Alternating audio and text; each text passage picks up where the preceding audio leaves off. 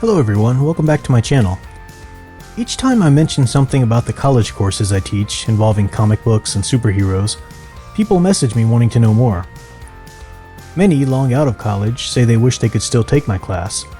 So to test whether these are empty compliments or sincere requests, I'm designing an online course, possibly as part of a Patreon campaign. I'll have more details soon. But until then, I thought a series of short videos regarding some of the content of my courses might be popular. I have friends and colleagues who place the occasional graphic novel on course reading lists, but they rarely choose superhero comics. And if they do, it's something like Watchmen or Dark Knight Returns, which seeks to deconstruct traditional superhero stories. So to prove that there's nothing funny about truth, justice, and the American way, I'll start with 3 titles I've used in class many times and link them to literary pieces they could be taught in conjunction with, or in reference to. I'll start with one of my favorites, Superman for All Seasons. It's a solid, integrated story, a coming-of-age tale about dealing with change and development while remaining true to who you are and where you came from. I've already posted a general analysis of this title, which you can reach by clicking in the top right corner. In a literature or humanities class, I recommend teachers pair it with Sir Gawain and the Green Knight. Written by an unknown 14th century author referred to as the Pearl Poet, The Green Knight is a classic epic poem, with many themes and cultural and historical points of interest. A mysterious Green Knight enters King Arthur's court and challenges any knight to deal him a death blow. In return, he will be permitted to do the same. Wanting to prove his bravery, Sir Gawain volunteers and beheads the Green Knight in one blow. The knight then arises, takes his head, and instructs Gawain on where to go in a year's time to receive his strike in return. Gawain's character development plays into Superman for All Seasons.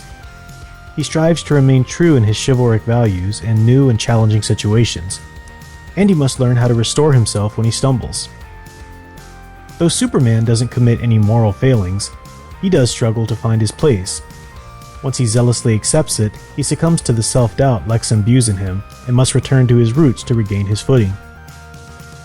The next literary connection is an obvious one, but there is more depth to it than one might think. I've taught Batman Noel by Lee Bermejo before, and it works great if the opportunity arises to study it alongside A Christmas Carol by Charles Dickens. Bermejo's story is an homage to the tale of Scrooge, adapting its plot to the Batman universe.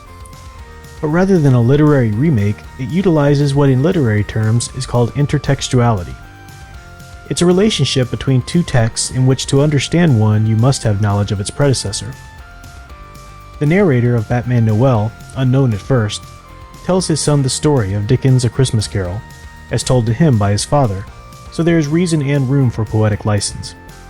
Beneath the narration boxes, though, scenes of Batman play out, following his pursuit of the Joker via one of his hired men.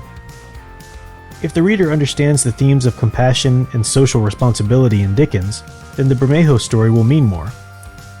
In the wake of the Industrial Revolution and England's Poor Laws, Dickens's tale offers personifications of greed, ignorance, and their consequences, as well as admonishments for those in power, and instructions on how to live charitably all year round. In Batman Noel, we then follow Bruce, learning the importance of mercy within the justice he so grimly doles out on Gotham City.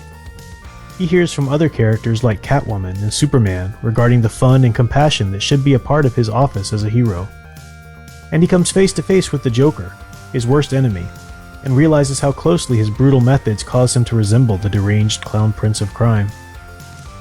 Lastly, to fill out the DC Trinity, I want to mention the highly acclaimed Wonder Woman story, The Hecate, by Greg Rucka.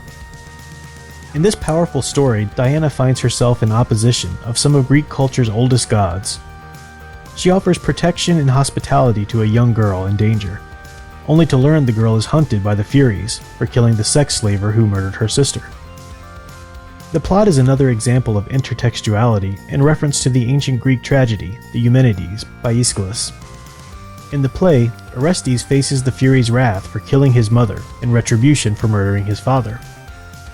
Apollo and Athena, deities of reason and justice, come to his aid and convince the Furies to alter their old chthonic ways and become humanities, honored by mankind for tempering their justice with understanding and logic. Wonder Woman must face the same Athena-like task in the Hecate, going up against both the Furies and Batman to boot. These are just 3 examples, and they are specifically constructed to link graphic superhero novels to great works of literary canon. In future videos in this series, I'll explore more options for bringing superhero stories into the classroom. For now though, tell me your experiences and ideas. Have you ever taken or taught a class that featured a superhero in a prominent way? What other connections can you make between great graphic novels and great works of literature? Until next time, keep enjoying and digging deeper into the superhero stories you love. Thanks for watching.